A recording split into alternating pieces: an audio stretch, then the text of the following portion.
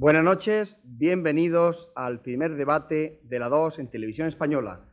El primer debate sobre las posiciones de los distintos partidos políticos ante las elecciones legislativas convocadas para el 6 de junio. Hemos elegido hoy como primer tema el estado de la economía y no lo hemos elegido casualmente.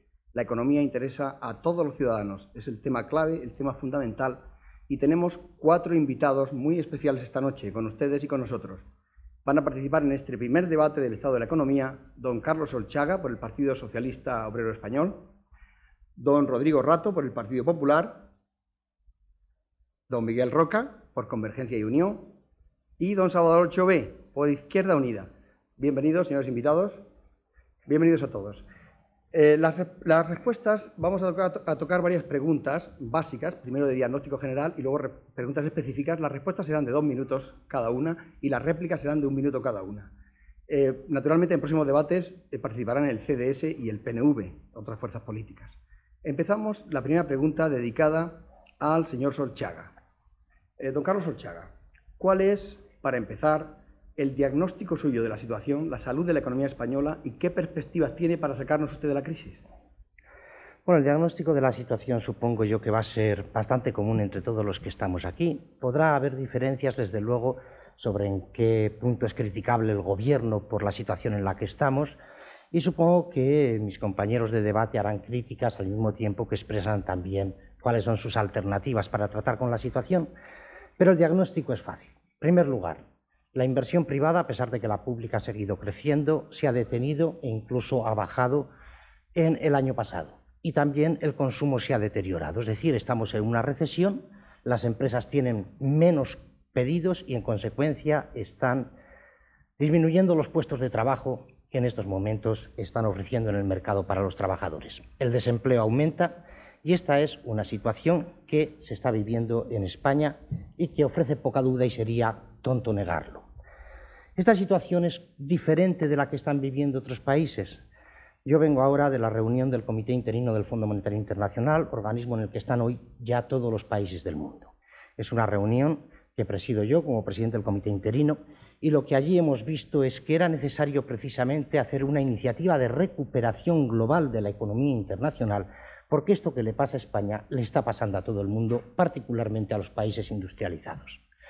Estados Unidos está un poco mejor, pero no así Japón, y si nos venimos a Europa es evidente que Inglaterra este año, después de 3 años de recesión, va a tener una tasa de crecimiento positiva no mucho mayor del 1%. Francia e Italia, por ejemplo, no van a crecer, y Alemania decrecerá entre el 1 y 2 puntos. Tercer lugar, ¿qué es lo que está pasando mientras tanto? Hombre, la otra cara de esta moneda, dolorosa por lo que significa de desempleo y de falta de expectativas, es que algunos de los desequilibrios que tenía España se están corrigiendo. Se está corrigiendo particularmente la inflación. La inflación en marzo era el 7% y ahora es el 4%. Hablo de marzo del año pasado frente a marzo de este año. La balanza comercial ha decrecido su déficit en un 40% en los 3 primeros meses de 1993. En cuarto lugar, ¿se puede hacer algo? Sí se puede hacer. Naturalmente que dependemos del ciclo económico internacional, del mismo modo que Cataluña no podría crecer al 5% si España crece al 0%. Nosotros creceremos de manera parecida como crezcan los demás, pero dentro de eso hemos hecho una iniciativa de crecimiento europeo y el Gobierno ha aprobado una serie de medidas que van desde apoyo a las inversiones mediante un tratamiento fiscal mejor durante los próximos 2 años, hasta apoyo a las pequeñas y medianas empresas con líneas de créditos subvencionados o facilitados por más de 100.000 millones, hasta ciertamente un aumento en la inversión pública que se financiará con cargo al dinero que conseguimos en la negociación en Edimburgo del Fondo de Cohesión Social. O sea, tendremos tiempo de entrar en los detalles de Por consiguiente, planes. hay cosas que se pueden hacer y ya estamos en ello. Muy bien. Eso es lo que quería decir. El primer turno de réplica, don Rodrigo Rato, del Partido Popular. A mí me gustaría referirme a lo que los españoles piensan de lo que está sucediendo y seguramente nada mejor que el Centro de Investigaciones Sociológicas que depende del Gobierno. Y les voy a leer 4 preguntas recientes. La primera dice, para empezar, refiriéndonos a la situación económica general del país, de España, ¿cómo la calificaría usted? ¿Muy buena, buena, regular, mala o muy mala? El 63% dicen mala o muy mala. La segunda pregunta dice, ¿y cree usted que dentro de un año la situación económica será mejor, igual, peor que ahora? El 65% creen que será o igual o peor.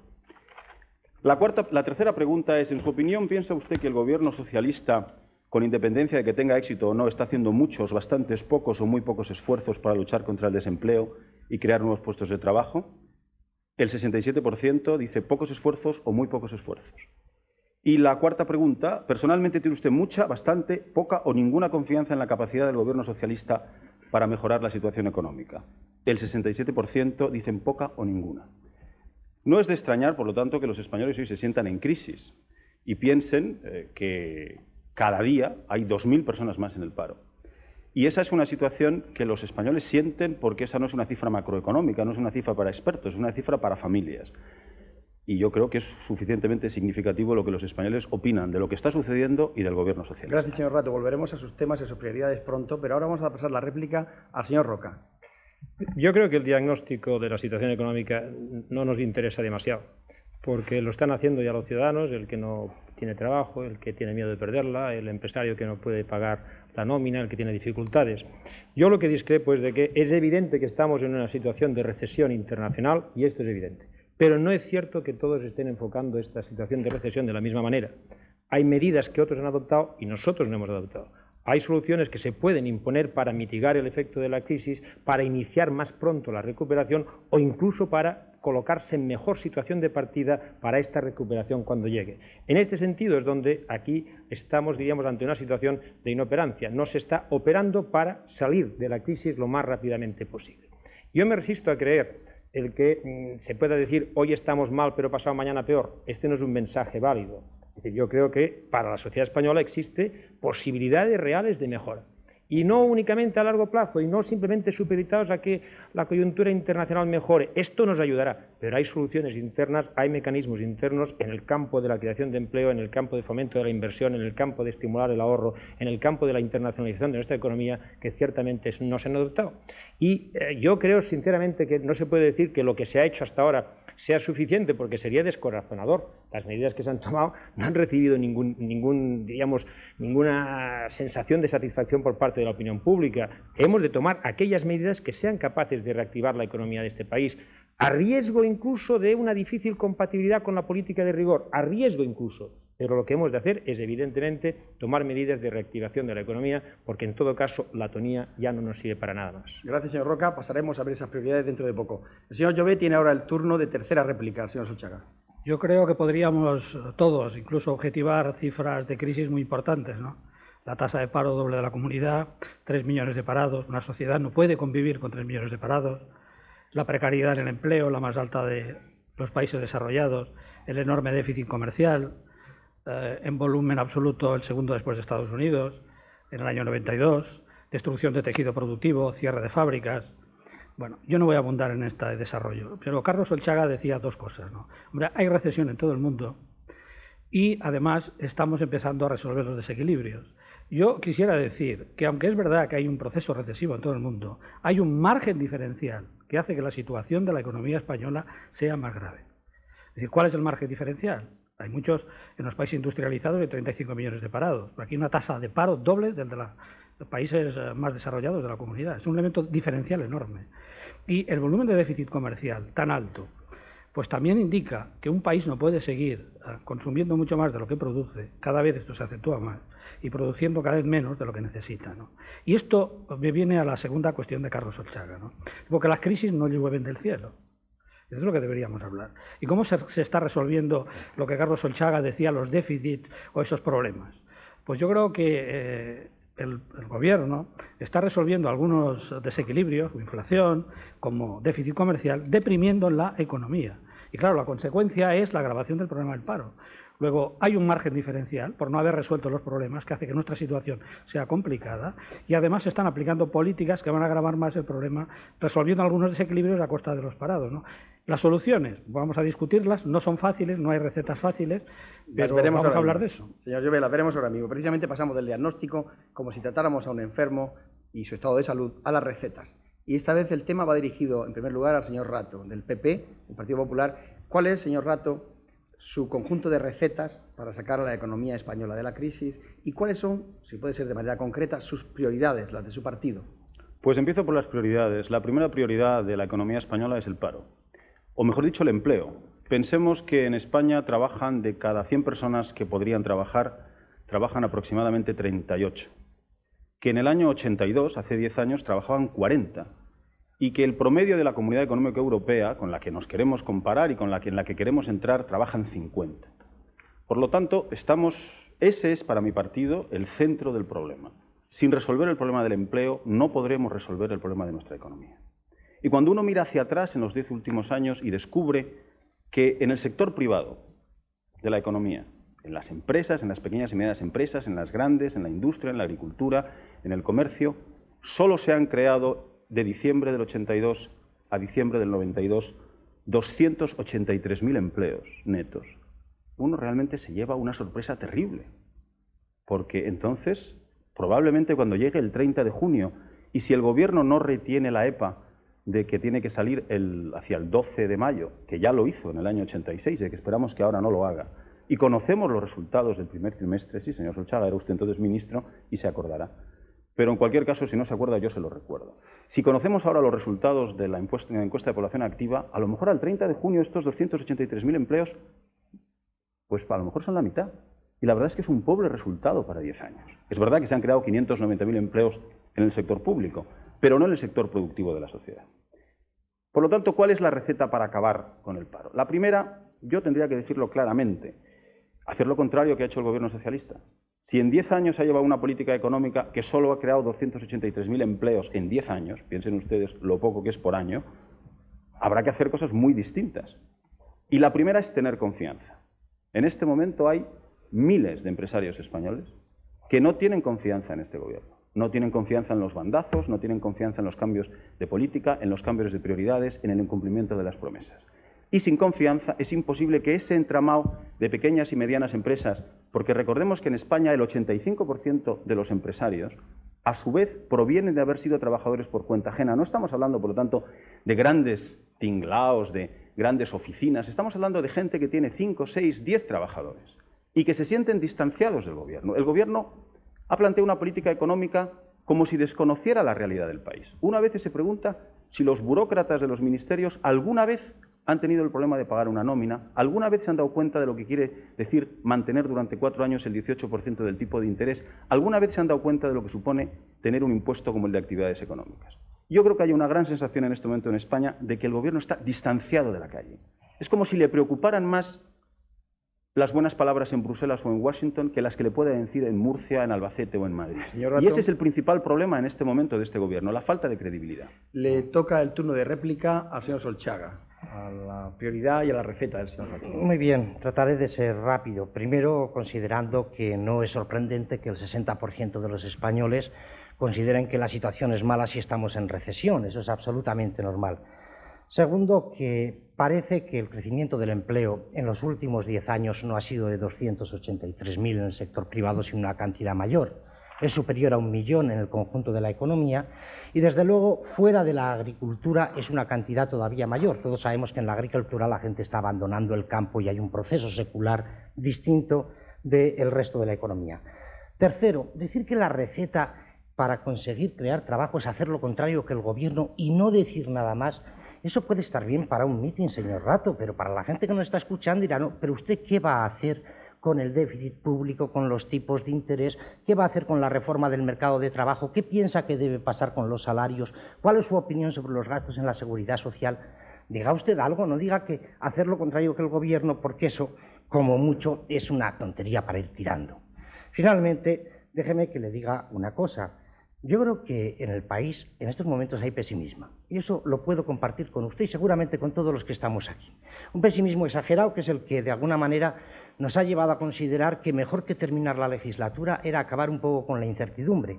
Su señoría, usted, como decimos en el Parlamento, perdónenme la costumbre, dice que esto es consecuencia de la falta de confianza en el Gobierno. No, yo creo que es consecuencia de la incertidumbre política, porque por primera vez ustedes representan algo más y ustedes crean mucha incertidumbre política en este país, sin duda. Señor Solchaga, pasamos al segundo turno de réplica que le corresponde al señor Roca, de Convergencia. Yo aquí incido que el objetivo fundamental es la creación de empleo, siempre y cuando no olvidemos que esto se tiene que dar en una en un marco de una economía competitiva. Y que aquí no habrán soluciones milagrosas, sino que no debemos olvidar que para crear empleo esto es como un árbol. Primero hay que plantarlo, luego hay que cuidarlo, luego hay que abonarlo y al final da fruta. Por lo tanto, aquí si no se estimula el ahorro, si no se estimula la inversión, al final no se creará empleo. Y yo creo que estamos en este momento en una legislación fiscal que hay que modificar en profundidad porque está penalizando el ahorro y está penalizando la inversión. Un ejemplo muy sencillo. Es decir, en el sistema de módulos objetivos para la estimación objetiva en el impuesto sobre la renta, uno de los módulos que se tiene en cuenta es el del número de empleados, lo cual quiere decir que un empresario individual, a medida que contrata, lo que sabe de entrada es no el rendimiento de esta contratación, lo que sabe es que pagará más impuestos. Esto es auténticamente una barbaridad en una época de recesión, en una época de tener el número de parados que tenemos. Otro ejemplo muy concreto, es decir, se dice una política ligera de creación de puestos de trabajo podría generar más déficit. No es verdad. En este momento lo que se está generando es más déficit precisamente por haber variado un tipo de política. Cada persona que se encuentra en situación de paro cuesta al Estado, en términos, diríamos, estrictamente económicos, aparte de los temas psicológicos y de productividad, etcétera, cuesta al Estado alrededor de 1 millón de pesetas al año. Bien, resulta de que, además, este señor, si no estuviera en paro, estaría pagando su seguridad social, estaría pagando sus impuestos. Y regateamos y escamoteamos el poder pagarle una subvención al empresario que lo contrate de 500.000 pesetas, eso es una mala cuenta. Al final los números no salen. Una política de desempleo es la que estamos llevando a cabo. No estimulamos la creación de puestos de trabajo, no estimulamos el ahorro, no estimulamos la inversión. Esto hay que modificarlo. Gracias, señor Roca. Pasamos ahora al turno de réplica a Izquierda Unida, al señor Jové. Bueno, yo le replicaría a rato pues que él habló de la desconfianza de los empresarios en relación a la política económica. Y claro, cuando se tiene una política económica de altos tipos de interés, pues no nos extrañemos que los empresarios pues estén disgustados, porque esto dificulta sus procesos de inversión. Pero como yo tengo que replicar a rato, yo le diría que yo personalmente pondría el énfasis en el descontento y en la marginación en las políticas económicas del destino de los trabajadores. Una política que ha culpabilizado constantemente a los trabajadores pues de las perversiones de la situación económica, con la moderación salarial, siempre los salarios han tenido la culpa. Entonces yo creo que tenemos que cambiar el diseño de política económica, tenemos que hacer una política muy participativa y tenemos que hacer políticas que pongan el énfasis en la creación de puestos de trabajo, pero que no solo hagan esto. Es decir, yo creo que hay que acabar ya de una vez con las políticas neoliberales. Estas políticas han fracasado y no sirven para crear empleo ni para modelos de desarrollo justos y equitativos. Y por lo tanto nosotros proponemos medidas de creación de puestos de trabajo, después podemos verlo, en un cambio de modelo de desarrollo. Nosotros llamamos modelos de desarrollo sostenible, que pues me gustaría explicar. Y perdonen ustedes, pero en relación a la incertidumbre política, yo creo que no se puede culpabilizar, y no sé si ya es una réplica a rato, me parece que más bien es a Carlos Solchaga, no se puede culpabilizar a PP y a Convergencia y a Izquierda Unida de la incertidumbre política. En estas elecciones, hasta hoy, el Partido Socialista tiene mayoría absoluta en la Cámara. Por lo tanto, con una mayoría absoluta se puede garantizar una política de gobernabilidad. Es decir, que no se nos acuse a los demás de los males de la economía en relación a la incertidumbre, ¿no? Gracias, señor Jové. Pasamos ahora a otro tema, margen estrecho o ancho de maniobra que tienen los gobiernos en una situación económica como la actual. Y quería preguntarle directamente al señor Roca, ¿cuál es ese margen que él ve dentro de su formación política y cuáles son las divergencias y las coincidencias, las discrepancias y las coincidencias con los demás programas económicos de los partidos? Yo solo le voy a contestar la primera, porque las coincidencias no me interesan. Así de claro, ¿no? Vamos a ver, mire, yo creo que el margen es realmente pequeño, porque no es un margen en el que estemos para demasiadas alegrías, no incluso por el contexto internacional, incluso sino por la simple racionalidad. Es decir, a mí los modelos de desarrollo sostenido me preocupan un poco, es decir, preferiría los esquemas más convencionales. Por lo tanto, este es un margen pequeño, pero un margen importante. O sea, una cosa es que sea pequeño, otra cosa es que no tenga variaciones. Nosotros hemos de hacer una profunda reforma de nuestra política fiscal. Otros países lo han hecho. No se diga que no hay margen, otros países europeos lo han hecho. España sigue sosteniendo en este momento que en el impuesto de sociedades, por ejemplo, esta es una tozudez nuestra, parecida a la Navarra, señor Solchaga, en la que nosotros venimos diciendo cómo puede ser que en el impuesto sobre sociedades, en un momento como este, los beneficios que se reparten paguen lo mismo que los beneficios que se reinviertan. ¿Cómo puede ser en un momento como este que en el impuesto sobre el patrimonio hoy tenga el mismo trato un patrimonio ocioso que un patrimonio adscrito a una actividad industrial productiva?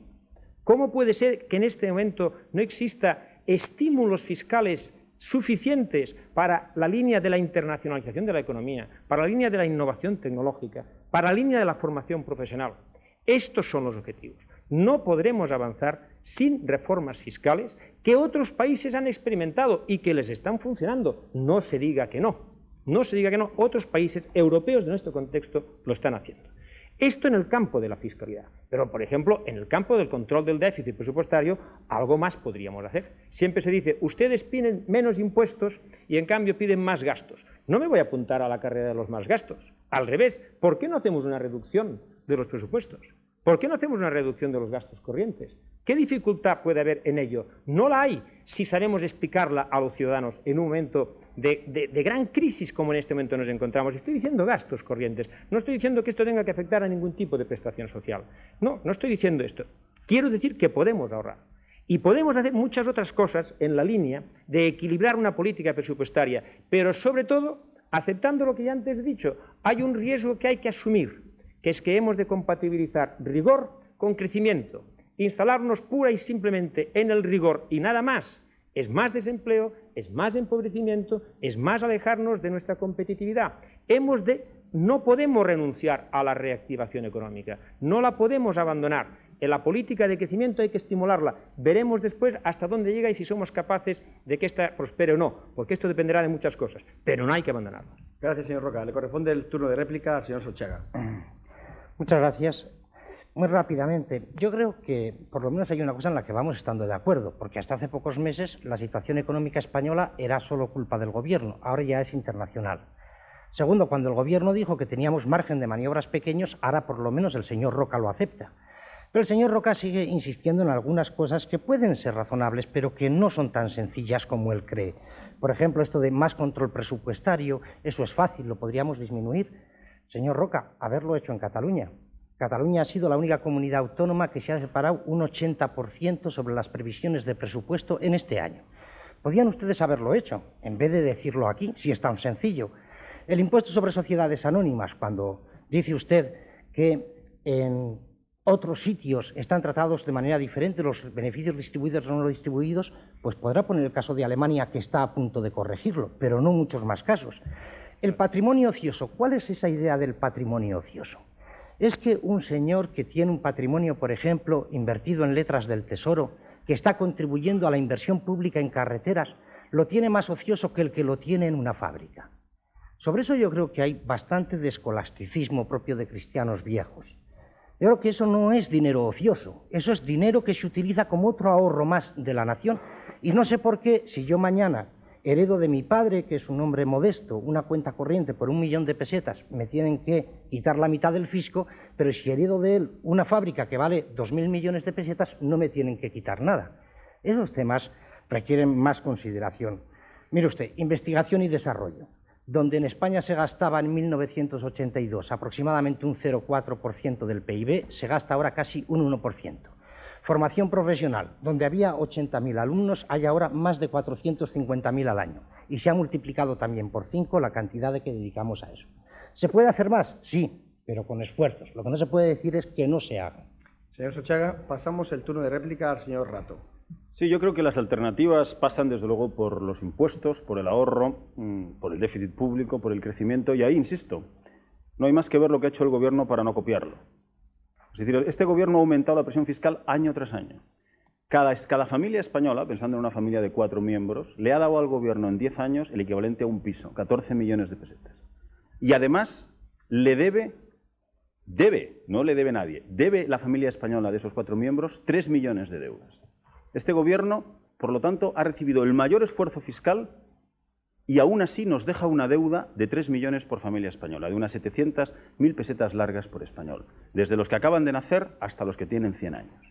Por lo tanto, hay que hacer algo distinto, hay que diseñar impuestos que puedan recaudar, pero que fomenten el ahorro. Impuestos que estén en relación con la realidad. Yo aquí le leo, por ejemplo, lo que opina el gremio de ceramistas de Cataluña sobre el impuesto de actividades económicas. Y dice textualmente, creemos que la persona o el equipo técnico que ha dado las valoraciones al nuevo impuesto IAE o concretamente a lo que a los kilovatios se refiere, no tiene ni la más remota idea de lo que es una fábrica de cerámica. Y lo dicen porque en ese impuesto solo se grava los kilovatios producidos por electricidad y se olvidan de los que puedan producirse por otros medios, como es, por ejemplo, el gas, lo cual supone que una fábrica de cerámica que tenga instalaciones eléctricas pagaría 500.000 pesetas más al año y su vecino que tuviera instalaciones de gas, sencillamente porque los burócratas no conocen cómo funciona la economía, no pagaría más. Es, por lo tanto, hacer cosas distintas de las que ha hecho el Gobierno, hacer cosas que tengan que ver con la economía real española. Nos dice el señor Solchaga, ¿cómo se recorta el déficit? De momento no gastando más de lo previsto, señor Solchaga. ¿Qué ritmo lleva usted en cada presupuesto? ¿Cómo es posible que ninguna ley de presupuesto se cumpla? Usted trae unas leyes de presupuesto al Parlamento y el 1 de enero ya empieza usted a modificarlas. Pero no para hacer más carreteras, no para hacer más inversión, siempre para lo mismo, para más gastos corrientes. De todo lo que se ha invertido en este Gobierno, es más del doble lo que debemos, señor Solchaga. Dejan ustedes una herencia en que lo que se ha invertido lo debemos en el doble. Yo creo que esa es exactamente, por eso me refería antes. Y en otros muchos temas, como podemos hablar, como la política de crecimiento, la política de tipos de interés, lo que hay que hacer, desde luego, es prácticamente lo contrario de lo que ha hecho este Gobierno, que nos ha colocado en 11 años en una situación realmente dramática en la vida de los ciudadanos, en sus posibilidades de crear empleo, en sus posibilidades de encontrar empleo. Gracias, señor Rato. Pasamos ahora al turno de réplica al señor Jové. Yo creo que Roca decía algo, una media verdad, y es que la economía española ha sido muy especulativa, de ganancia fácil, lo que es creación de riqueza se ha despreciado, esto explica la destrucción de tejido productivo, no haber hecho políticas de innovación y desarrollo tecnológico, etcétera, etcétera, ¿no? Y entonces apelaría a Roca a lo que sería un sistema fiscal que favoreciera un poco lo que sería inversión productiva. Yo quisiera decir que en este país, que ha hecho unas malas políticas de gasto, que se ha gastado mal, desde mi punto de vista, de una manera muy desequilibrada, y ahora lo estamos notando, ¿no? En el momento de la apertura del mercado interior y con la profunda recesión, también es verdad que habría que decir que si hemos creado el empleo que ha sido estos 1 millón de puestos que decía Carlos Solchaga, ha sido empleo precario, y que los empresarios tienen mucho que ver, tanto con el Gobierno, con la creación de ese empleo precario, no empleo fijo, ¿no? Yo lo que quiero decir es que vamos a empezar a concretar las cosas, ¿no? Vamos a ver el sistema fiscal, cómo tratamos de un sistema fiscal que pueda volver e incentivar el mundo del tejido productivo, de la producción, de la riqueza real, no la riqueza especulativa y tal y cual. Y entonces habría que decir que yo, por ejemplo, Izquierda Unida, estamos de acuerdo en sistemas fiscales que desde luego basen políticas fiscales en este sentido, ¿no? de promocionar la producción, no las actividades especulativas, y ahí podríamos ver cantidad de medidas fiscales. Pero también decir que el sistema fiscal es un sistema profundamente regresivo y que si es verdad que se ha aumentado la presión fiscal, señor Rato, la verdad es que quien paga impuestos en este país, quien paga más impuestos en este país de manera proporcional son los trabajadores, ¿no? Y que aquí hay que hacer sistemas fiscales mucho más redistributivos y sistemas fiscales, además, que garanticen la suficiencia financiera del Estado. Porque yo estoy, además, absolutamente en contra de políticas de desmantelamiento vía reducciones muy aceleradas del gasto público de lo que sería la capacidad del Estado en gastos que aumenten la productividad global de la economía española, infraestructuras, innovación y desarrollo tecnológico, políticas activas de industrialización y gasto social, sanidad, educación, formación profesional, etcétera, ¿no? Gracias, señor Jové. Vamos a hacer una pequeña interrupción para publicidad y volvemos ahora a temas mucho más concretos en este debate sobre el estado de la economía ante las elecciones legislativas del 6 de junio. De la economía, en este primer debate electoral sobre la posición de los distintos partidos políticos de grandes fuerzas parlamentarias ante las elecciones del 6 de junio. Corresponde la pregunta ahora al señor Jové, de Izquierda Unida. Vamos a entrar en un tema que es el de la distribución y la creación de riqueza, o la creación y la distribución de riqueza, como quiera usted poner el orden de esas dos palabras. ¿Cuál es la posición diferencial de Izquierda Unida en cuanto a esa creación y a esa distribución de riqueza? Bueno, usted sabe que el presidente del Gobierno dijo hace poco que el PP sabía crear riqueza, parece, que Izquierda Unida no sabíamos, pero sabíamos repartirla, y no dijo nada que pasaba con el PSOE. A lo mejor es que últimamente con la recesión ni crean riqueza y tampoco la reparten. Pero en todo caso, pues yo estaría muy orgulloso que al menos los compañeros de Izquierda Unida supiéramos repartir la riqueza en los tiempos que corren, ¿no? Nosotros hemos formulado un modelo de desarrollo en este programa económico que presentamos, queriendo resolver los problemas del paro y resolver todo el tema de la distribución de la riqueza en un contexto nuevo y alternativo. Miguel Roca me decía, bueno, el modelo de desarrollo sostenible es una cosa poco convencional y yo me quedo con lo convencional, ¿no? Pues nosotros nos quedamos con lo alternativo y no convencional. Y por lo tanto, yo explico muy brevemente qué consiste este modelo de desarrollo, porque todas las medidas de nuestro programa económico están incardinadas en esta nueva visión. Hay tres ejes en que hoy hay que priorizar el desarrollo de la economía. Estos tres ejes son en base a estos modelos y que fundamentalmente sería garantizar un modelo sostenible de tipo social y, por lo tanto, las políticas económicas deberían garantizar ir a garantizar que las necesidades básicas de los ciudadanos estuvieran garantizadas, vivienda, sanidad, educación, por ejemplo. Entender el tema del empleo como una realización personal básica de los individuos. No podemos convivir con una sociedad de 3 millones de parados y acostumbrarnos a eso. Y por lo tanto, además, hay que defender la primacía de lo público frente a lo privado. Y por lo tanto, la economía debe buscar fórmulas de participación de la sociedad, de los individuos, en este modelo alternativo de economía. Y eso es fundamental entenderlo, porque no se puede hacer una nueva política alternativa sin recuperar los valores, compartir la solidaridad entre los ciudadanos. Un modelo económicamente sostenible que no se base en tener políticas de competitividad simplemente como disminución de precios, ajuste de plantillas o moderación salarial, porque los costes laborables son unos tantos de los costes de escandallo de costes y desde mi punto de vista no los más importantes en estos momentos, ¿no? Y por lo tanto hacer un sistema más eficiente basado en otro tipo de elementos, ¿no? El ahorro, promocionar el ahorro energético, la racionalización en el consumo de inputs de los procesos productivos, reducir los gastos suntuarios, los consumos públicos y privados, otra visión de lo que es la actividad empresarial, como una aventura empresarial, pero no en el sentido del beneficio fácil, buscar circuitos cerrados de los desechos industriales, cerrar los abanicos salariales. Aquí se habla siempre de lo que pasa en convenio, pero nunca de los sueldos que no están en convenio, de los altos ejecutivos. Industrias de reutilización y reciclaje, apostar por las energías renovables, apostar por la durabilidad de los bienes, líneas duraderas, modificar los mecanismos de acumulación, fondos de inversión, participación de los trabajadores en las decisiones, ir avanzando hasta estas situaciones, un sistema fiscal progresivo, yo dije algo de esto, y un sistema ambientalmente sostenible. Conciliación entre economía y ecología. ¿Quién de ustedes está pensando, de las otras fuerzas políticas, en que hay que reducir las lluvias ácidas, las contaminaciones atmosféricas, etcétera, etcétera, ¿no? Porque, como dice un precioso, ¿no?, eslogan Masái, pues el planeta que vamos a heredar pues no es una especie de herencia de nuestros padres, sino que es un préstamo de nuestros hijos, ¿no? Y hoy hay que hacer un programa posible, creíble en este momento, que resuelva los problemas de este país con ilusión, pero que se incardinen los problemas también de la crisis ecológica, de paro, etcétera, que pasa en el mundo. Muchas gracias. Y un modelo solidario que reparta el trabajo. Gracias, señor Jové. Corresponde el turno de réplica en esta última ronda de réplicas, antes de pasar a la segunda parte, al señor Solchaga. Muy rápidamente, yo creo que muchos de los puntos de vista que ha expresado el señor Jové, el deseo de que se puedan mantener las políticas sociales, el deseo de que el empleo crezca o de que el crecimiento económico sea respetuoso con el medio ambiente y, por tanto, con las posibilidades de vida en nuestro planeta, las compartimos todos. El problema es cómo se hace esto. Y mi opinión es que Izquierda Unida tiende a creer que estas cosas se hacen a través de esa implantación de supremacía de lo público sobre lo privado, que yo no tengo nada que oponer, pero que se traduce de hecho en una continua intervención en las leyes del mercado por parte del gobierno, con grave peligro de que pierda la eficacia y no gane la equidad.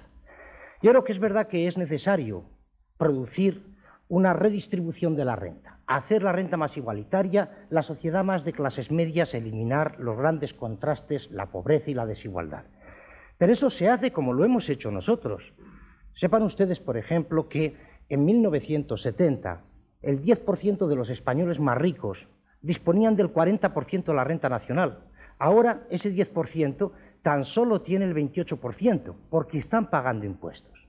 Porque miren ustedes, mientras que al 20% de los contribuyentes que declaran más les ha subido el tipo medio del impuesto sobre la renta que hemos hecho nosotros, que yo comprendo que el señor Rato no esté de acuerdo con eso, él es conservador, él tiene otro punto de vista, pero a estos les ha subido desde el 17,2% al 29,8% del dinero que ganan, el 25% de los más pobres les ha bajado del 4,5% el tipo medio efectivo al 0,7%. Y esto es un sistema en el que, sin aumentar demasiado la presión fiscal, se puede producir redistribución a través del sistema de impuestos sin interferir en el mecanismo de creación de puestos de trabajo. que tiene que estar basado, lo queramos o no, tiene que estar basado, señor Jové, en la competitividad. Y la competitividad pasa por el bien de los laborales, no solo de los laborales. No pasa por salarios baratos, sino por salarios que crecen con la productividad. Pero seguro que hablaremos más de esto, porque compartiendo algunas cosas como usted y yo podemos compartir, lo que es evidente es que tiene su grupo político y usted mismo la tendencia a resolver las cosas mediante una intervención que, insisto, sin dar eficacia a la economía, no mejora en absoluto tampoco la equidad. Gracias, señor Solchaga. Señor Rato tiene ahora la palabra. Para el Partido Popular, desde luego, la mejor política social es la creación de empleo. Y yo creo que no nos debemos desviar de esa situación, porque ese es el problema de nuestro país. Conseguir que en España trabajen bastantes más españoles de los que trabajan hoy es probablemente la única manera de garantizar un futuro de redistribución de la riqueza. Y en ese sentido yo tengo que decir que la apuesta puede ser, simplificando, entre más funcionarios, más burocracia o más sector privado. Desde luego, mi partido se inclina por más sector privado. Cuantos más empresarios nuevos aparezcan, probablemente mejores posibilidades tendremos de crear empleo. Porque sin duda, el señor Jové tiene mucha razón en un tema. Son los trabajadores por cuenta ajena los que mantienen el país, todo el país. Efectivamente, eso es cierto. Y a ellos se les debe explicar que son ellos los que pagan las carreteras, que son ellos los que pagan la burocracia, que son ellos los que hacen el esfuerzo para pagar las pensiones. Y hace falta una política de solidaridad. Y España lleva mucho tiempo haciendo una política de solidaridad. Y, por ejemplo, del 77 al 82, en los gobiernos de UCD, las pensiones públicas aumentaron un 139%. Y bajo el gobierno socialista han aumentado un 125%. Por lo tanto, se ha hecho un gran esfuerzo. Pero todavía tenemos pensiones públicas de 15.000 y de 25.000 pesetas, pensiones contributivas. Y por lo tanto, los objetivos de acercar las pensiones al salario mínimo interprofesional, que supongo que es un objetivo político que todos los españoles deseamos, todavía hace falta un gran esfuerzo para hacerlo. Y no lo vamos a hacer aumentando el sector público. Lo vamos a hacer creando nuevas empresas que creen nuevos puestos de trabajo. Y es que tenemos en este momento un entorno que facilita la creación de empresas. Tenemos el precio del dinero más caro de Europa. Tenemos el crecimiento de la presión fiscal más cara de Europa. Nuestros costes sociales de la seguridad social son los más altos con los que tenemos que competir. Y además el señor Solchaga y el señor González cada año lo suben. Aunque el señor González decía ya del año 86 que las cuotas sociales son un impuesto contra el empleo. Y efectivamente lo son. La prueba es que están destruyendo empleo. Estamos, por lo tanto, en una situación en la que tenemos que tomar decisiones importantes sobre cómo priorizamos económicamente, qué es lo que ponemos primero, por no utilizar ninguna jerga, en este país. Y lo que tenemos que poner primero es el esfuerzo de competitividad de nuestras empresas que pueda crear empleo. Diseñar sistemas impositivos, es decir, impuestos razonables, que recauden sin penalizar el empleo, sin penalizar el ahorro. Tener un sector público que sea capaz de cumplir sus propias previsiones y que invierta lo que se compromete a invertir.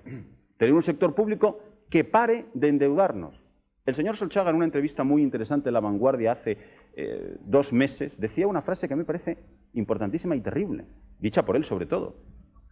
El peso de la deuda pública ha dejado la política presupuestaria española sin margen por 10 años o más. Señor Solchaga, ese peso de la deuda pública se lo debemos entero al Partido Socialista. Señor Rato, en la próxima ronda el señor Solchaga tendrá posibilidad de, por alusiones, recordar esa declaración en el periódico. Ahora le toca el turno de réplica, el último turno de réplica, al señor Roca, de Convergencia. No, veo que Felipe González, cuando atribuye a unos la creación de riqueza y a otros la redistribución de riqueza, la redistribución se nos olvidó, y quiere decir que lo que a nosotros nos corresponde hacer las dos cosas a la vez, porque si solo hacemos una y otra, mal, hay que hacer las dos a la vez. Y nosotros asumimos este papel. Ya que se hablaba de la contaminación ambiental, hay también otra contaminación, que es aquella de decir el déficit de Cataluña es el más alto, no sé. No se preocupe, no le van a juzgar por el déficit de Cataluña, señor Solchaga. Es a nosotros que nos van a juzgar por este déficit y ya sabemos cómo si lo explican. Si lo explicamos, porque cuando habla uno de Castilla y León, seguro que le dicen el déficit de Castilla y León. Y cuando habla siempre hablan de cosas, hablen de lo suyo, porque es que si no se confunden.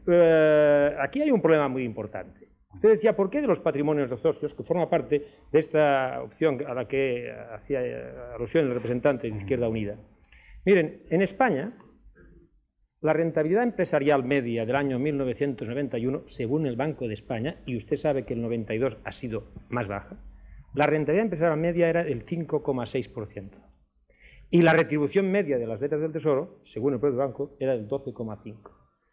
Vea usted, ¿cómo se puede invertir en este país Si invirtiendo al 12,5 comprando letras del Tesoro eres un patriota que salvas, diríamos, las necesidades de endeudamiento del Estado, sin riesgo, y por otro lado estás invirtiendo con un riesgo y tu esperanza máxima es del 5,6%, evidentemente tenemos un modelo absolutamente desequilibrado. Así no vamos a estimular la actividad económica, así no vamos a estimular el riesgo ni la iniciativa. Hay que invertir, hay que reinvertir la tendencia. Si no reinvertimos la tendencia, aquí no se crearán empresas, ni puestos de trabajo, ni se hará nada de nada. Y nosotros creemos que esto sí que se puede hacer. Y esto ya no es una decisión de coyuntura, esto también es una decisión en la que algo se puede hacer desde la decisión política de un gobierno que quiera afrontar realmente cuál es la situación económica del país. Muchas gracias, señor Roca. Pasamos ahora a una segunda parte en este debate. Voy a plantear temas un poco más concretos, no tan genéricos, y cada uno tendrá pues un minuto para responder y las réplicas son abiertas, naturalmente con la cortesía que les caracteriza a todos ustedes y con el nivel pedagógico que han demostrado hasta ahora y que les agradezco. Señor Solchaga, el primer tema que quiero plantear es el de la inflación. A usted se le ha calificado muchas veces como el enemigo de la inflación y he oído a algunos líderes políticos que hablaban de que podían cambiar un punto más de inflación por un punto menos de paro, etcétera. Hay una idea generalizada de que podría uno ser más blando con la inflación para ser un poco más generoso con el paro. ¿Qué tiene usted que decir a eso? Bueno, yo creo que esa idea ya no está generalizada, es una idea de los años 60 que cayó en descrédito en los años 70 y solo personas con suficiente información pueden mantenerla. Por fortuna creo que ese no es el caso en general en nuestro país, salvo algunas excepciones. La verdad es que vivimos en una economía abierta y en esta economía abierta tanto el empleo como el desarrollo económico depende de nuestra capacidad de competir. Para tener esa capacidad de competir necesitamos contener todos los costes y entre ellos están también los costes laborales, que ya he dicho antes, no consiste la inflación en que los salarios sean bajos, sino que estos crezcan de acuerdo con la productividad y den un margen también para el beneficio empresarial. Por cierto, señor Roca, no hay que confundir el beneficio empresarial medio con el beneficio empresarial de cada uno. Cuando uno compra la renta fija de una deuda pública, sabe lo que hace, sabe que no va a obtener grandes beneficios. Cuando uno va a una empresa, y esa es la grandeza del sistema de empresa en el mercado, unas veces gana y otras pierde, y el resultado medio puede ser que los que ganan y los que pierden están más o menos equilibrados, pero un empresario tiene que saber buscar dónde gana. Pero en fin, yo creo que, de verdad, la inflación la debemos corregir con ayuda, en gran medida, de un acuerdo social, con el pacto con los trabajadores y con los empresarios, y al mismo tiempo tratando de garantizar que no sea el gasto público el que, a través de su incremento, eche más leña a la demanda en el mercado y, por tanto, al crecimiento de los precios. Hoy no hay crecimiento sostenido, como desea, por ejemplo, el señor Jové, y yo creo que todos nosotros, un crecimiento a largo plazo sostenido que no pase por la estabilidad económica. Y la estabilidad económica consiste precisamente en que la inflación crezca poco cada año. Ahora está en el 4%, la estamos controlando poco a poco. Reconozco que en parte como consecuencia de que la demanda es menor, pero tenemos que acostumbrarnos a vivir con esa disciplina de saber que si nos salimos en nuestra línea de inflación, nos salimos en la línea de competitividad y no hay sector público, por generoso que quiera ser, que ya sea mediante el gasto público o ya sea mediante los subsidios al desempleo, sea capaz de compensar esa pérdida de empleo que supone la carencia de competitividad. Ahora se puede intervenir ya. Se puede intervenir libremente. No, yo quisiera decir, la lucha contra la inflación es una lucha en la que participamos, yo creo, todos. Ahora, lo que pasa es que una lucha contra la inflación está demandando muchos sacrificios de la sociedad.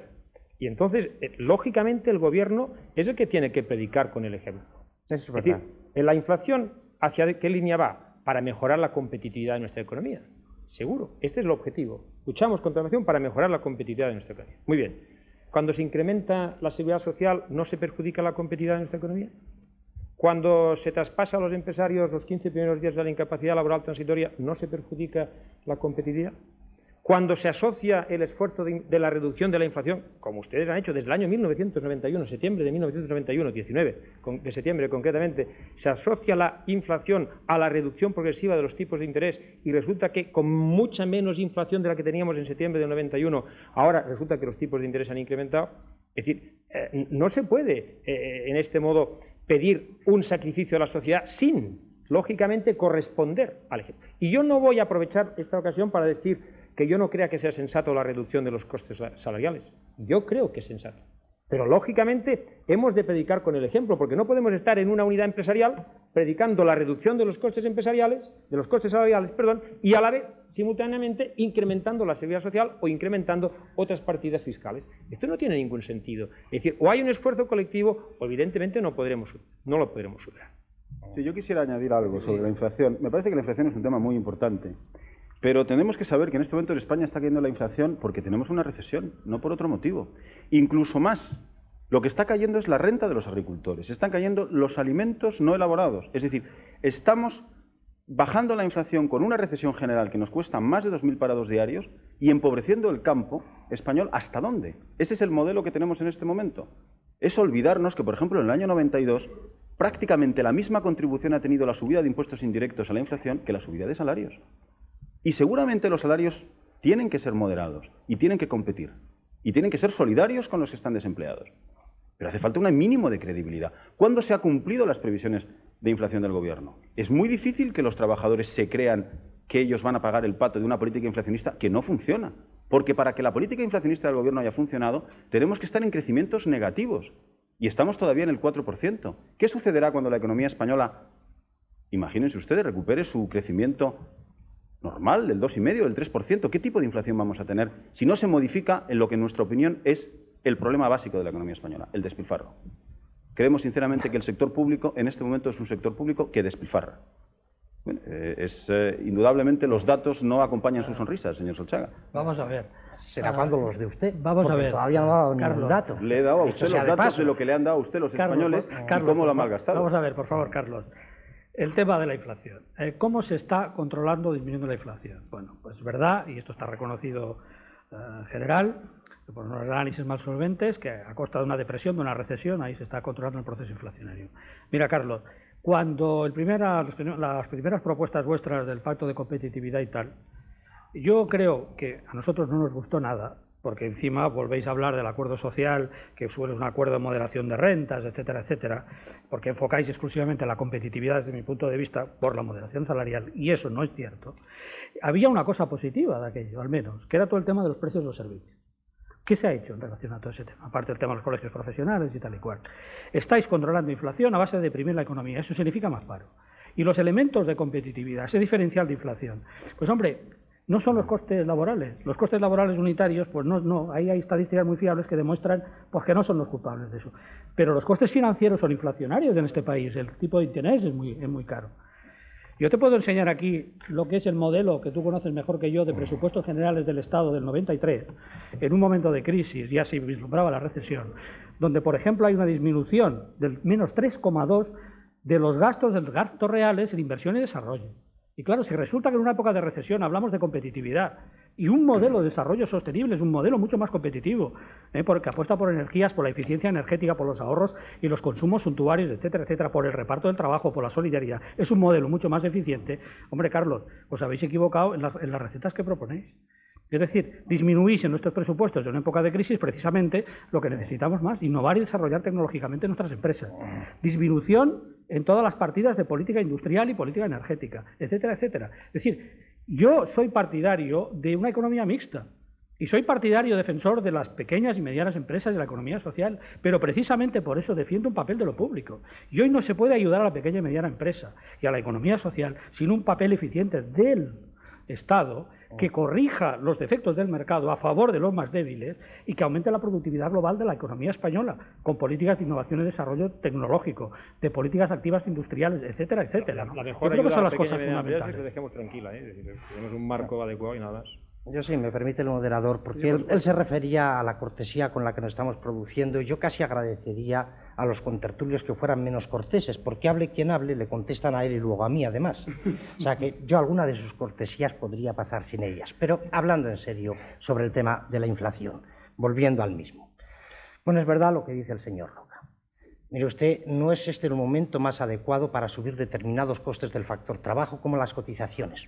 Pero lo que hay que decir al mismo tiempo que se dice esto, y que lo reconozco, es que en España, donde ha subido la presión fiscal 7 puntos en los últimos 10 años, 5 puntos de ellos en el impuesto sobre la renta a las personas físicas y 2 puntos por el proceso de armonización del IVA y otros impuestos indirectos, las cotizaciones no han subido nada. siguen representando el 13,1% del Producto Interior Bruto y, por tanto, no representan un coste más para las empresas en relación con el valor de la producción. Segundo, déjeme que le diga otra cosa. Aquí hay algunos partidos, como el del señor Rato, que dicen que van a bajar las cotizaciones, lo cual a mí no me parece ni bien ni mal, pero hoy esas cotizaciones pagan todo el sistema de pensiones y la mayor parte del sistema de sanidad. Si las rebajan, ya me dirán ustedes quién las va a pagar. ¿Será que van a aumentar otros impuestos? O si no, ¿será que quieren aumentar el déficit a pesar de que están en contra del déficit y el despilfarro? Finalmente, no es verdad que el IPC esté bajo precisamente porque hacemos una política depresiva, no. Estamos pasando por una recesión y nadie lo niega, y menos que nadie el gobierno. Ahora, yo he conocido situaciones de recesión en las que la inflación seguía siendo muy elevada. Fíjense ustedes 1977, 78, 80, cuando llegamos nosotros al gobierno había 5 años de recesión y la inflación todavía era del 15%, ahora es del 4%. Por consiguiente, se puede hacer las cosas muy mal y este gobierno no las ha hecho mal. Y creo que finalmente los agricultores, es verdad que han tenido mala cosecha, pero no es verdad que los precios en generales estén bajando. El sistema de garantía que representa la política agrícola comunitaria, en la mayor parte de los casos, para la mayor parte de nuestras producciones, no digo una por una, es suficientemente bueno como para asegurar que la renta de los agricultores, en líneas generales, excepto, insisto, en años en los que por razones climáticas pueda caer la cosecha, va aumentando. Por tanto, estamos en la buena línea en la inflación. No hay que dejar de vigilar ninguno de los costes. Es bueno que nos pongamos de acuerdo trabajadores y empresarios con el gobierno al frente. Y creo que podríamos hacerlo si hubiera suficiente respaldo político. Y si no, yo creo que el país perderá tiempo en la lucha contra la inflación, porque al final habremos de ser antiinflacionistas, porque es lo que impone la competencia. Pero vamos a ver, yo quisiera... Un momento, yo quisiera hacer una réplica porque se ha hecho una alusión directa, si me permite, señor Roca. Yo seré muy breve, ya sabes. Bien, de acuerdo. Yo controlo el tiempo a maravilla. Primero, hombre, decir que la seguridad social no se incrementó... En porcentaje del Producto Interior Bruto. Pero si ustedes tenían el compromiso formal y solemne de que a medida que se incrementara el impuesto sobre el valor añadido, IVA, reducirían la seguridad social, y no lo han hecho. Nunca claro que hubo ese compromiso. ¿Cómo que no? Se en dijo el diario que era de sesiones. deseable, nunca hubo ese compromiso. Claro, a partir de este momento hemos de matizar. Ustedes dicen, es deseable, y claro, uno se anima, y luego resulta que solo es deseable. Pues no, hombre, no vale. No, en el tema de la agricultura... Es que no nos atribuya compromisos que no pero tenemos. En el tema de la agricultura, mire usted, este año, el presupuesto de agricultura solo se incrementa en la partida destinada a para ayudar, a abandonar cultivos. Solo se incrementa esto. Lo demás se recibe de Europa en 600.000 millones de pesetas. Después de pagar a Europa nosotros. Sí, pero se reciben 600.000 millones de pesetas que cuando llegan al agricultor paga como unos ingresos, y lo que ingresan ustedes es superior a la partida que propiamente el Estado español asigna a la agricultura. Hombre, llegamos por tanto a una convicción final. En la agricultura sigue dominando el principio que ustedes han aplicado durante estos últimos años, que es a rajatabla. Quien no trabaja, cobra, y quien trabaja, paga impuestos. Este es el principio con el que funciona la agricultura. Y Rodrigo, ya puedes seguir. Muchas gracias.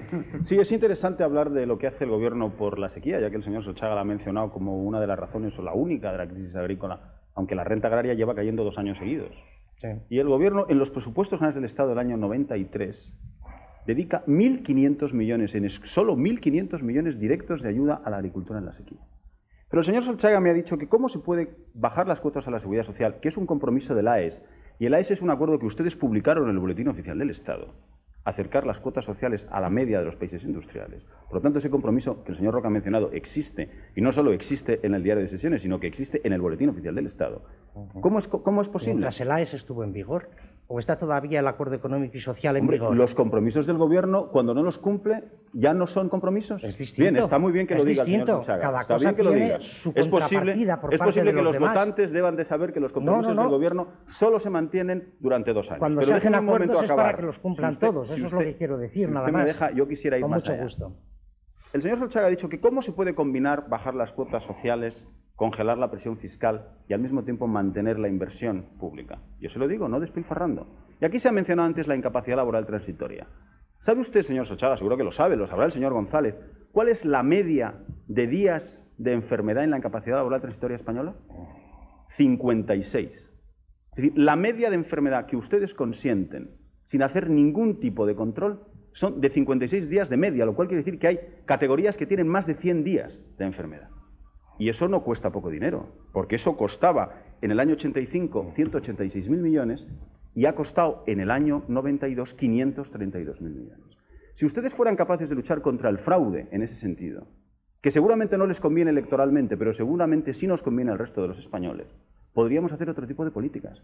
Si las autovías, en vez de costar 200 millones por kilómetro y estar acabadas en el año 93, como ustedes se comprometieron a hacer, nos van a costar por lo menos 400 millones por kilómetro y van a estar acabadas con suerte en el año 96, seguramente tendríamos margen para hacer otras cosas. Señor Solchaga, con la política económica que ustedes han diseñado, no hay otra solución que la que tenemos, que es la recesión, o el desequilibrio o la recesión. Porque recuerde usted, señor Solchaga, una cosa que me parece extraordinariamente importante. Usted ha hablado del año 81. En el año 81 el precio del petróleo era bastante distinto del de hoy, yo quiero recordárselo. Pero aún así, los 2 únicos años de crecimiento negativo de la economía española, desde el año 60, que son el 81 y por desgracia va a ser el 93, sin embargo este año todavía vamos a tener un desequilibrio comercial, es decir, más importaciones que exportaciones, vamos a vender peor al mundo de lo que nos venden a nosotros. Y señor Solchaga, llevamos demasiados años creando empleo fuera y destruyendo empleo dentro. Vamos a ver, si me permitís, yo no puedo escapar la ocasión, porque el tema de la agricultura es absolutamente tratado injustamente en general, y sobre todo por el señor Solchaga, ¿no? Hay una reconversión en el campo hoy tan dura o más que la reconversión industrial y la destrucción de puestos de trabajo. Mucho más. La reforma de la PAC es una reforma injusta para la explotación familiar. Se va a una disminución de precios y la compensación que se va a dar a los agricultores, y eso es lo que ha afirmado el señor Solbes, es absolutamente lesiva para los pequeños agricultores, porque se le va a compensar la disminución de precios con ayudas directas por el número de hectáreas, señor Solchaga, y por los rendimientos medios de las comarcas, con lo cual los grandes terratenientes son los grandes beneficiados de la reforma agraria. Pero eso explica el modelo que se ha elegido en este país y el que explica la recesión, un modelo de depresión de la base y del tejido productivo. Y por lo tanto es tan importante ver lo que ha pasado en el sector agrario porque es un calco mimético de lo que ha pasado en el sector industrial con el cierre de fábricas, de empresas, etc. Y miren ustedes, señores, yo podría traer aquí las cosas que se suelen hacer en campaña electoral, porque nosotros podríamos estudiar rebajas de las cotizaciones a la seguridad social con un sistema fiscal más recaudatorio, más progresivo y más justo fiscalmente. Incluso estaríamos dispuestos a hacer eso. Pero, por ejemplo, el Gobierno tuvo la tentación, lo retiró, de presentar un documento que tengo yo ahí, por ejemplo, en relación al régimen general de la Seguridad Social, del 25 de noviembre del 60, por lo que se regula la colaboración de las empresas, que lo retiró antes de las elecciones, donde se empieza a hablar de que empresas de más de 250 trabajadores concierten con la sanidad privada la asistencia sanitaria que hoy se presta a través de las instituciones públicas. Estas son las cosas que pasan en este país. Claro, se ha retirado en campaña electoral. ¿Y será después? Yo la verdad es que no tengo ningún conocimiento de ese documento y me suena más bien que se ha creado para la campaña electoral pues no por parte de algunos en plena intoxicación. Yo se lo paso después a Carlos Solchaga. Pero yo creo que hay un problema sobre la agricultura que conviene que se aclare. Yo no niego que la situación de los agricultores sea difícil, primer punto, después de 2 años consecutivos de disminución de muchas producciones, que sí, que son los que han coincidido con menos precipitaciones, menos lluvias, esta es la verdad. En segundo lugar, tampoco niego que estamos haciendo una transformación del campo y todas las transformaciones tienen sus aspectos dolorosos. Aquí hay compensaciones y hay compensaciones importantes, pero sobre todo lo que tenemos que decirles a los agricultores es la verdad, es que estamos en la Comunidad Económica Europea y que la política agrícola en un 95% depende de decisiones que se tomen en Bruselas, a las que contribuimos a configurar, pero no son decisiones que tomamos nosotros, son decisiones que se toman en los 12, como la reforma de la política agraria comunitaria. Y por tanto los presupuestos de agricultura vienen muchos de Bruselas, primero porque hemos puesto el dinero para poder mantener esa política agrícola comunitaria, que es muchas veces muy reprochada por el exceso de subvenciones desde otras partes del mundo. Siguiente, digamos a los agricultores por lo menos la verdad. Hemos aceptado en este país la política agrícola comunitaria. Podemos criticar tal o cual aspecto, pero lo que no se puede decir es que tenemos una política agrícola diferente, porque eso no es cierto. En cuanto a lo que llama el señor Rato despilfarro, que realmente siempre pone los mismos ejemplos, mire usted, yo acepto que en la ILT había una connivencia en algunas regiones claramente constatada, que no citaré, aunque alguna vez creo que lo he hecho en público, entre empresarios y trabajadores para ajustar las plantillas por el procedimiento de la declaración de la incapacidad laboral transitoria. ¿El Ministerio de Trabajo, entonces? El Ministerio de Trabajo no tiene seguramente la, digamos, vocación de checa que usted le puede atribuir. No tiene tantos inspectores. No es una checa, pero no tiene tantos inspectores como para coger 3 millones de empresas que existen en España. Entonces, ¿qué es lo que hemos hecho? Precisamente una cosa de la que se quejaba el señor Roca. Durante 15 días esto va a depender de los empresarios y se está reduciendo. ¿Sabe lo que ha sucedido? No. Sí, está aumentando el número de días. Pero finalmente está aumentando el número de días. Se está reduciendo. No, es que no se está reduciendo. No lo cite como positivo. Se está reduciendo. Porque quiere decir porque que el número de días antes había un sistema que estaba funcionando mal y que estaban pagando los contribuyentes y que han dejado de pagarlo y empieza a funcionar mejor. Finalmente, en cuanto a los cálculos que hace el señor Rato sobre las carreteras, conviene tampoco engañar a la gente. Una cosa son los dineros que se ponen en términos de pesetas de un año y otra cosa es que con la inflación el coste de todas las cosas sube y puesto en pesetas de cada año la cantidad sea diferente. Pero ustedes se han opuesto a toda la política de autopistas, pero hoy, la verdad, autovías y autopistas. Llámelas usted como se llaman. De las dos, autovías y autopistas. Que es un invento de ustedes. Hoy hay casi 7.000 kilómetros de autopistas y autovías y cuando llegamos al gobierno había 2.000. Esa es la realidad. Sí, y hay 18... eso es lo que hemos hecho los socialistas. Y eso no se lo salta un torero, señor Rato. Bien, señor Solchaga, perdone que le diga al torero... ¿Qué pasa con el ferrocarril? ¿Qué pasa con el ferrocarril que debería transportar mercancías a Europa? ¿Qué pasa con el AVE, por ejemplo? ¿Qué pasa con los modos de transporte? Podemos hablar de eso también. Si usted tiene algo que decir, dígalo, yo le contestaré con mucho gusto. Un modelo de desarrollo de infraestructura es un modelo absolutamente desequilibrante y que no ha favorecido la productividad global de la economía española. Ese es su punto de vista. Señor Solchaga, a finales del siglo XIX nos hicieron los ferrocarriles los extranjeros.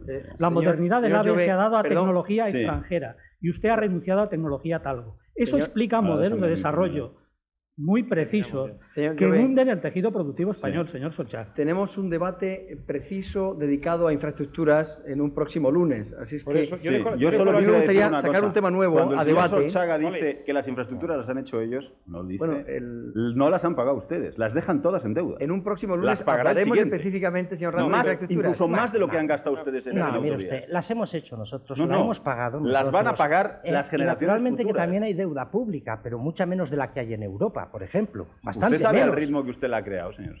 Si le he reconocido una frase suya, me parece lo suficientemente ilustrativa, señor Solchaga. Por cierto, la ha deformado como suele. No, señor Solchaga, tengo el recorte aquí, se lo puedo quisiera enseñar poner, si a usted se le olvida lo que dice. Yo voy a poner un poco de orden. Sí, yo creo que será bueno. Yo quisiera... Tiene la palabra para poner orden. Para poner orden, no. Es decir, en el tema de la política agraria comunitaria, señor Solchaga, es decir, vamos a ver, ¿por qué no afirmamos con toda contundencia que la agricultura española puede tener problemas derivados de la competencia que nos ofrecen los países comunitarios? Pero que en una época de recesión como la actual, lo que no tiene ningún sentido es que sean países no comunitarios, países terceros, los que estén perjudicando la agricultura española. No tiene ningún sentido. No tiene ningún sentido decir, por ejemplo, que la ganadería, cuando se decía, mire usted, es que hemos invitado durante muchos años todos a que se hiciera en el campo de la ganadería un gran esfuerzo de inversión. Y en el momento en el que hemos hecho este gran esfuerzo y la gente está endeudada, decimos, ahora tienen que reducir las cuotas de leche. Y se me dice usted, si voy a reducir mi producción después de haber invertido, ¿cómo voy a pagar lo que debo? Hay que utilizar el instrumento de la reconversión, les guste o no les guste, de manera permanente y constante. La reconversión no se hace un día, la reconversión dura. Y una vez se aplica a un sector y otra vez a otro sector. La política agraria no ha tenido, ni mucho menos, las ayudas que se han tenido para otros sectores en reconversión. No, y esto se tenía que haber utilizado. Si estando de acuerdo en gran medida de lo que dice, pues déjeme por lo menos que matice una cosa. Usted dice, mire usted, podemos tener la competencia de otros países de la Comunidad Económica Europea, pero ¿por qué de otros de fuera? Porque la Comunidad Económica Europea también tiene unas relaciones comerciales. Hoy todo el mundo está preocupado, ahora mismo en la reunión del Fondo Monetario Internacional, porque se llega a un acuerdo en la ronda Uruguay. Y ese acuerdo pasa porque aquellos países más pobres que solamente pueden producir alimentos y materias primas tengan un acceso más fácil a los mercados. Y deberíamos tener una cierta comprensión, porque lo que trata de hacer la agricultura comunitaria y este gobierno apoya es que no pierdan renta los agricultores, pero no a lo mejor que tengan que producir determinadas cantidades de cosas que son menos competitivos que los de terceros países. Por eso hay por lo menos tendríamos que matizar, porque tenemos que hacer siempre un equilibrio delicado entre las dos cosas. No le oculto que aquí siempre hay un debate. Es decir, en épocas de recesión a mí no me da ningún apuro reconocer que una punta de proteccionismo deberíamos aplicarla, y la aplica toda Europa. ¿Qué país europeo no está por vías de subterfugios distintos utilizando mecanismos de protección? No digo que no, pero una cosa es eso y otra cosa es que, sin embargo, queramos hacer creer a los agricultores españoles que todo es una cuestión que se puede resolver con la protección, porque no es verdad. Todo no. España ha vivido muchos años bajo la protección y la situación de los agricultores no ha mejorado tanto como en los últimos años nunca. Esa es la verdad. Sí, pero eso me parece que si me permite, me gustaría sacar un tema a debate, un nuevo tema, aunque como en racimo, desde la inflación y el paro hemos ido pasando a los temas de gastos e ingresos. Sí me gustaría dirigir una nueva pregunta a todos ustedes, si es relativa al déficit público. Ya estaban asignando ustedes los recursos como en el nuevo presupuesto del 94. Imaginemos, vamos a pensar un poco en el futuro, que hemos hablado mucho del presente, y imaginemos que tenemos que diseñar el presupuesto del 94, cómo hacemos el equilibrio de gastos e ingresos, cómo reducimos, si hay que reducir ese déficit público. El señor Rato, el líder de su partido, habló de congelar y luego bajar los impuestos. ¿De dónde va a sacar ese dinero? ¿Privatizando las joyas del Estado? ¿Reduciendo subvenciones, qué sé yo? Pues ¿qué llama usted las joyas del Estado? Bueno, las empresas que ganan dinero. ¿Por qué son joyas? Bueno, porque ganan dinero. No, ganan dinero. Repsol, Endesa... Ganan dinero, pero no producen lo que nosotros necesitamos, ni en inversión tecnológica, ni en desarrollo tecnológico, ni en exportaciones. Y desde luego yo no estoy seguro de que sean las joyas del Estado. Es un calificativo que no comparto. Públicas, señor Rato. Sí, ya, lo he entendido desde el principio. Pero reducir el tamaño del Estado público empresarial, del sector público empresarial, o bien reducir las subvenciones, que sé yo, a UNOSA o a no limitar las colas, las listas de espera en los hospitales, o a las subvenciones a la enseñanza, en fin, lo que sea. ¿De dónde piensan ustedes sacar el dinero para, congelando los impuestos, reducir el déficit público? Pues mire usted, para empezar, lo primero que hay que saber es cuál es el déficit. Porque en este momento España es un país en el que nadie sabe cuál es el déficit. El gobierno tiene un déficit oficial que va renovando y aumentando según pasan los meses.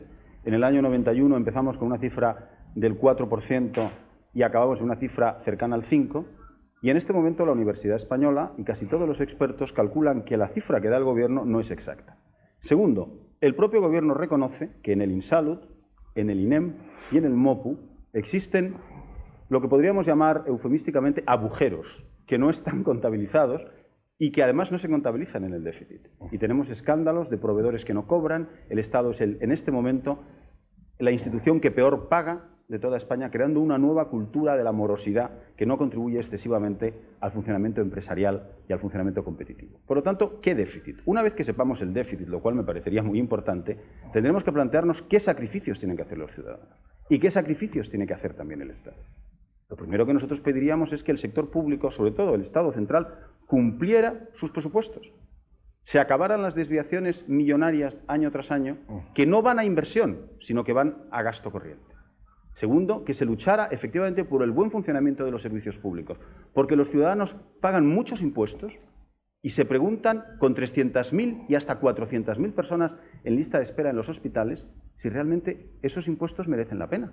Y esa es una pregunta que los ciudadanos tienen hoy en la mente. Con lo que se está pagando de impuestos, ¿se toman decisiones razonables?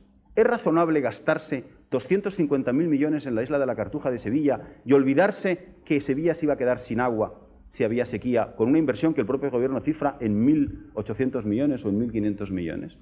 ¿Es razonable tomar algunas de las decisiones que toma el gobierno y que debería de meditar? ¿Es razonable diseñar un sistema fiscal como el que ha diseñado, que lo que ha producido es una recesión? ¿Cuándo es cuando menos se recauda? ¿En recesión? El señor Solchaga y el señor González, sin escuchar a nadie en el mes de julio, subieron los impuestos cuando empezaba la recesión en España y han agravado la recesión y ahora están cayendo la tributación española. Por lo tanto, hace falta cambiar, y lo he dicho al principio del programa, seguramente una buena guía para saber lo que hay que hacer es lo contrario de lo que ha hecho el señor González en política económica. Levantar los controles de la Ley General Presupuestaria, de manera que la discrecionalidad política, es decir, lo que los ministros quieren hacer con el gasto sea posible, seguramente hay que hacerlo más rígido. Y no voy a volver a citar al señor Solchaga porque me desmentirá. Para darle más argumentos. Sí, yo me gustaría acabar un momento, señor Roca, y así no me tiene usted que poner orden después. Por lo tanto, se pueden hacer muchas cosas en España porque el Estado ya no es un Estado pobre. El Estado español es un Estado que va a representar a finales de este año Eso es verdad. cerca de 49 o 50 Gracias al pesetas. crecimiento económico que hemos producido nosotros, Sí, está por ver, para lo que sirve. sirve. Está por ver para lo que sirve. Los que son pobres son los españoles. Pero el Estado ya no es un Estado pobre. ¿Será usted? No. No, Yo me pobres fijo en nada.